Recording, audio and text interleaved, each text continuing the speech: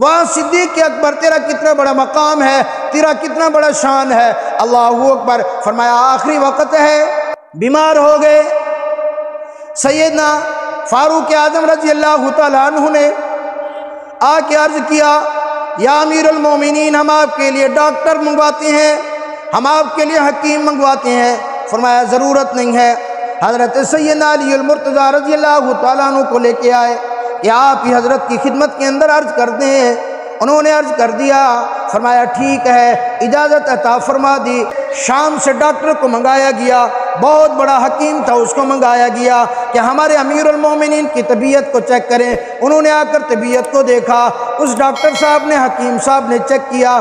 انہوں نے فرمایا حضرت ابو بکر صدیق رضی اللہ تعالیٰ عنہ کو تو بیماری کوئی نہیں ہے، ان کو کوئی غم ہے جو ان کو اندر ہی اندر کھائے جا رہا ہے۔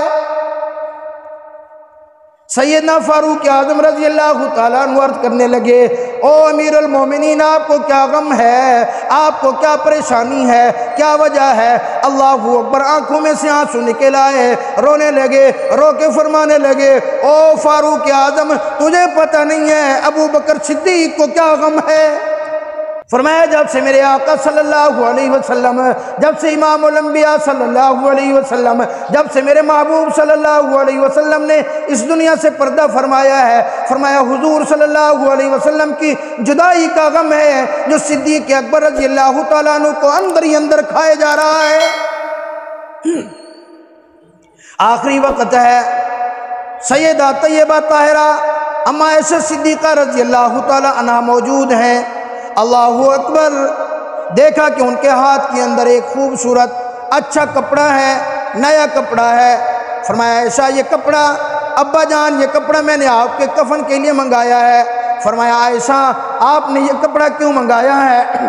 فرمایا اس لیے منگایا ہے تاکہ میں آپ کو نئے کپڑے کے اندر کفن دے دوں۔ فرمایا عائشہ تجھے پتہ نہیں ہے امام الانبیاء صلی اللہ علیہ وسلم نے نیا کفن نہیں استعمال فرمایا تھا۔ آج میں ابو بکر صدیق نیا کفن پہن کر کیسے اپنے یار کے پاس جاؤں گا، کیسے اپنے امام الانبیاء صلی اللہ علیہ وسلم کے پاس جاؤں گا؟ ابا جان اجازت عطا فرما دیں۔ فرمایا نہیں، مجھے اس چیز کی میں قطعاً تمہیں اجازت نہیں دوں گا، میری وصیت ہے یہ نیا کپڑا مدینہ منورہ کے کسی غریب کو پہنا دو۔ میں ابو بکر صدیق کو اسی پرانے کپڑے کے اندر، اسی لباس کے اندر مجھے کفن دے دینا۔ او ایسا صدیقہ سن لو، یہ ایک اونٹنی میرے پاس ہے، یہ ایک غلام میرے پاس ہے، یہ ایک چادر میرے پاس ہے۔ فرمایا یہ بیت المال کا سامان ہے، یہ بیت المال کا مال ہے، میرے وفات پا جانے کے بعد یہ سامان سیدنا فاروق اعظم رضی اللہ تعالیٰ عنہ کے حوالے کر دینا۔ اللہ اکبر۔ جب وہ سامان حضرت فاروق اعظم رضی اللہ تعالیٰ عنہ کے حوالے کیا گیا،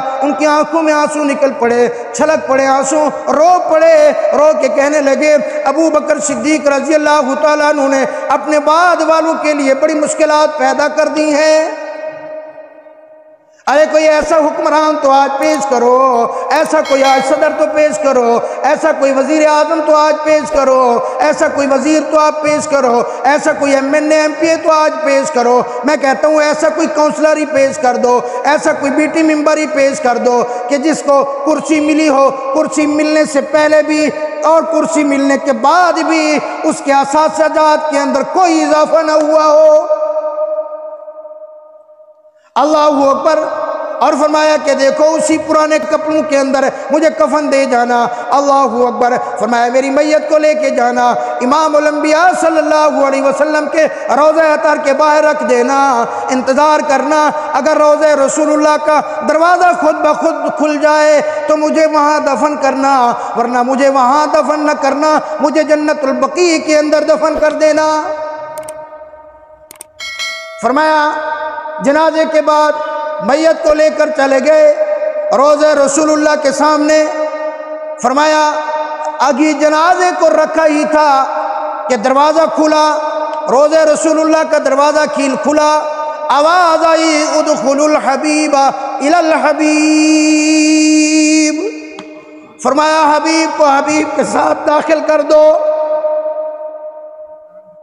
واہ حضرت صدیق اکبر تیرا کیا شان ہے، اللہ اکبر تیرا مقام ہے، آج کا بھنگی تیرا کیا شان جانے، آج کا کافر تیرا شان کیا جانے، اللہ اکبر، اللہ کی قسم آج کا بھنگی ہو، آج کا کافر ہو، آج کا کوئی مشرک ہو، آج کا کوئی بدبخت ہو، وہ تیرے شان کے اندر اگر بھونکے گا، اللہ کی قسم اس کی مثال ایسی ہے جس طرح سورج کے اوپر کوئی تھوکے گا اس کے اپنے منہ کے اوپر آئے گا۔